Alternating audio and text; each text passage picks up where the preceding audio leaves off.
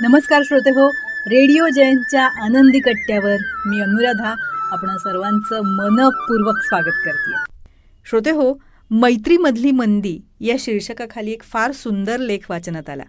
पण या लेखाच्या खाली ना, या लेखाच्या लेखकाचं नाव मात्र नाहीये. नाहीतर नक्कीच ते आजच्या आनंदी कट्ट्यावरून नावासकट तो लेख तुमच्यापर्यंत पोचवायला आवडला असता. पण असो, हा लेख आणि त्याच्यामधला सुंदर विचार आजच्या आनंदी कट्ट्यावरून तुमच्याशी शेअर करते. मी अलीकडेच हार्वर्ड बिझनेस रिव्ह्यूच्या फेब्रुवारी अंकात एक अत्यंत विचारप्रवर्तक लेख वाचला आणि तो थेट हृदयाला जाऊन भिडला.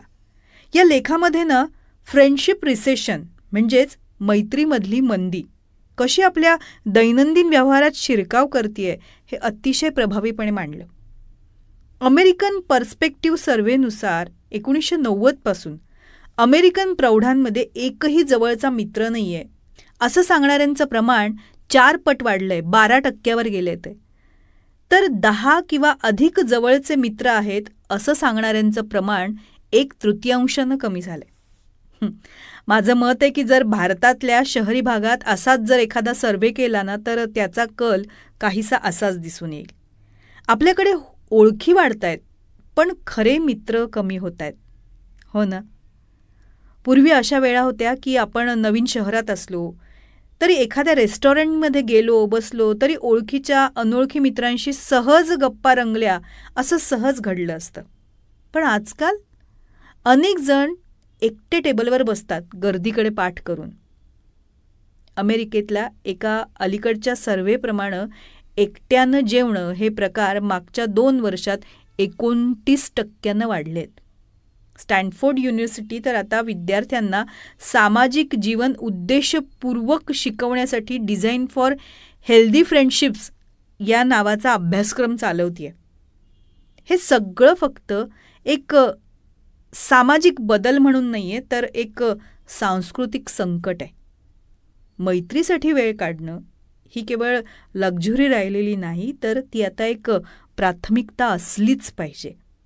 आपण आपला वेळ कुठे घालवतोय, कोणात गुंतवतोय हे सगळं झपाट्यानं बदलतंय. एकटेपणा आता निवड नाही, तर एक नवा नॉर्म बनत चाललाय. लक्षात येतंय ना आपल्या.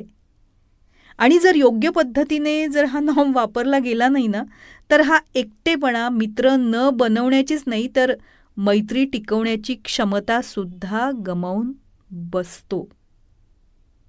जर आपण जागरूकपणे आपल्या प्राधान्यक्रमात मैत्रीला स्थान दिलं नाही, तर संबंध हा आपल्या आनंदाचा आणि आरोग्याचा सर्वात मोठा स्रोत आपल्याला नकळत गमवावा लागेल.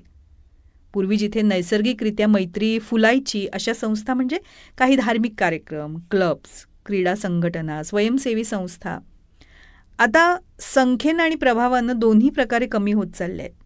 आपण आधीपेक्षा जास्त स्वतःत गुंततोय. सोशल मीडिया, कुटुंबातल्या जबाबदाऱ्या, पालकत्व, पाळीव प्राणी. हो, पाळीव प्राणी. माझ्या अनेक मित्रांनी भेटीला येणं केवळ पाळीव प्राण्यांच्या कारणास्तव टाळलंय. आज मैत्री ही आपल्या दैनंदिन आयुष्याचा अविभाज्य भाग राहिलेली नाही, तर ती आता सगळ्या इतर जबाबदाऱ्या पार पडल्यानंतर उरलेल्या वेळात जमली तर जमली अशा स्वरूपात आली आहे. हे सगळं असून सुद्धा मैत्रीचं महत्त्व अधोरेखित करणारं भरपूर संशोधन उपलब्ध आहे बरं का. संशोधन सांगतं की सोशल आयसोलेशन म्हणजे सामाजिक एकटेपणा हा हृदयरोग आणि डेमेन्शिया तसंच मृत्यूचा धोका वाढवतो.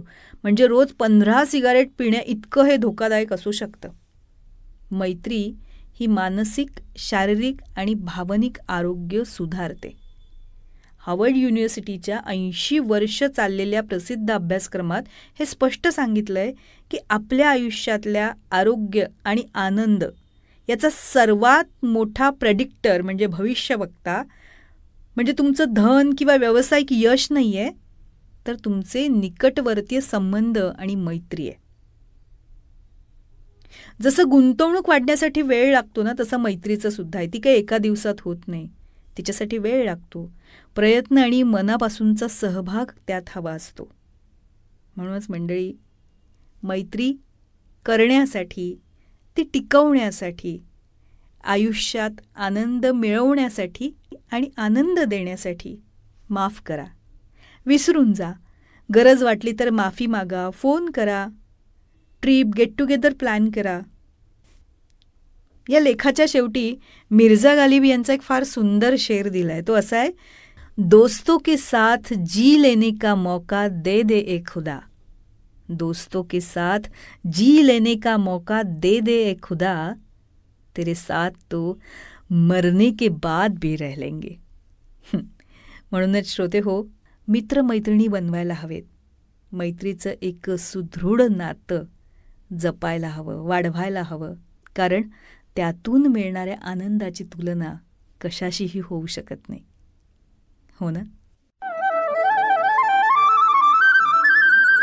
तेव्हा श्रोते हो, हा होता आनंदी कट्ट्यावरचा आजचा सुंदर विचार. तुम्हाला तो कसा वाटला याविषयीची तुमची कमेंट बॉक्समध्ये नक्की लिहा. आणि त्याचबरोबर रेडिओ जयंतचे दर्जेदार कार्यक्रम ऐकण्यासाठी रेडिओ जयंत लाईक करा, शेअर करा आणि सबस्क्राईब करा.